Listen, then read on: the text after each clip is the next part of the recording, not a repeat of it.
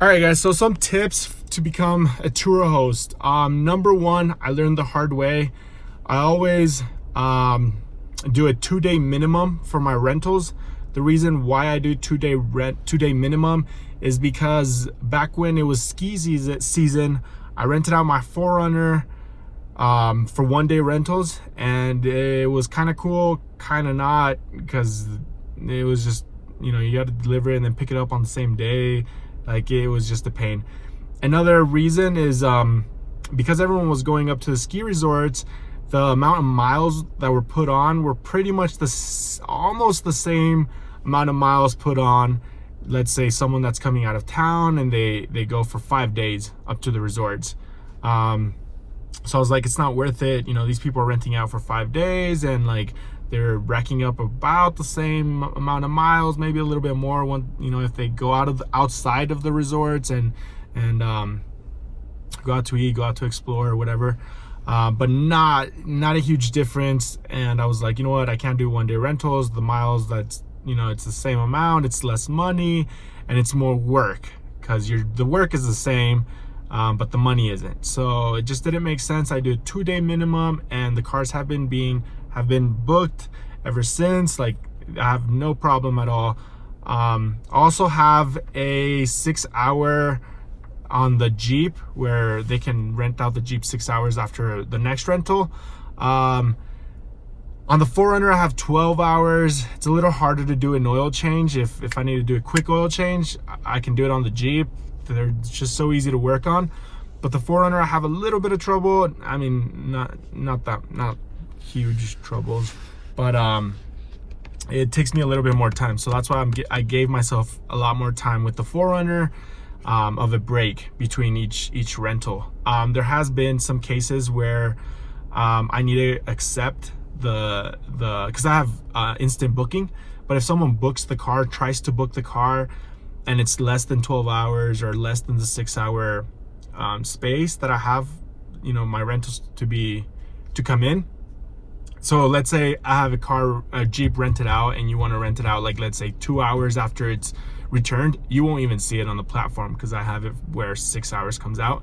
But if they search like Denver, Colorado, yeah, of course, all the cars are going to come up, even if they're not like available. So if you try to book one, you have to, even if they say instant booking, the host will have to accept it.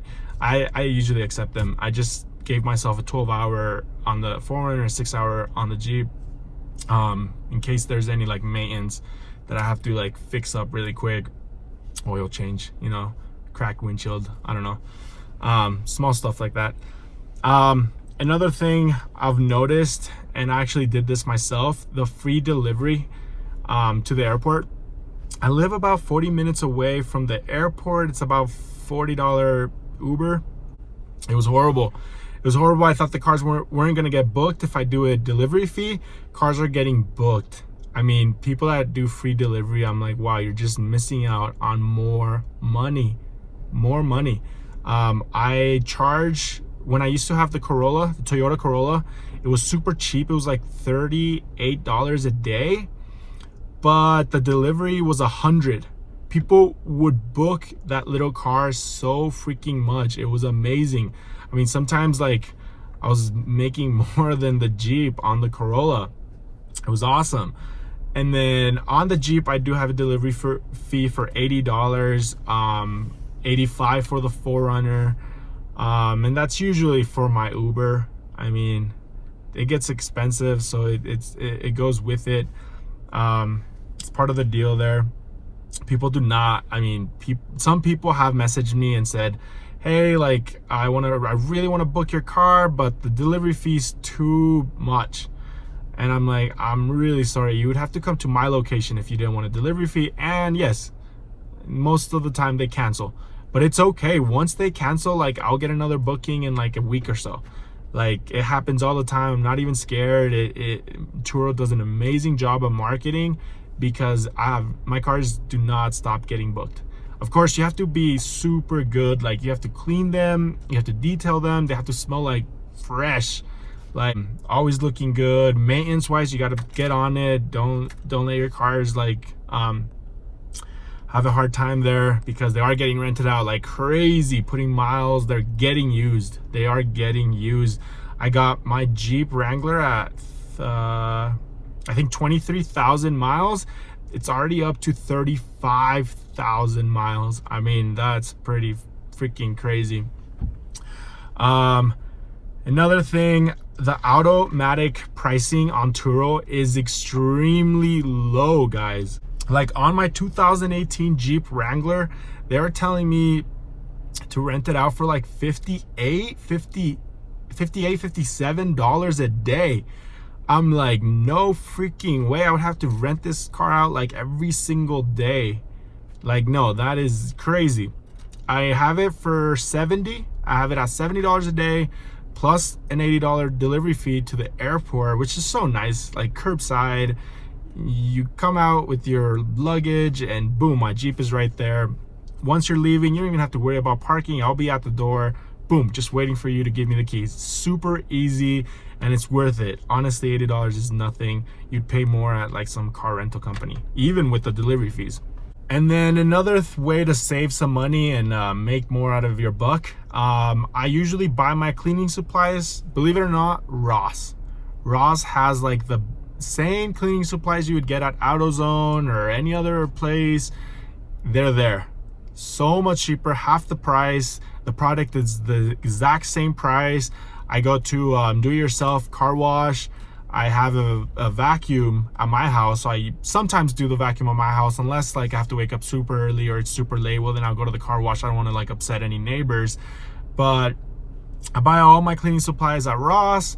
I tried to go to Marshall's one day, but they didn't have anything, so I would recommend Ross. Ross is the way to go. Cleaning supplies, like I would have never thought, but then a friend was like, yeah, I always get my cleaning supplies at Ross. And I was like, what the heck? I'm gonna go check it out. It was the best thing ever. The prices are super hard to beat. And then I have a car wash near my house. It's like $1 to start. I usually do like $3. $3.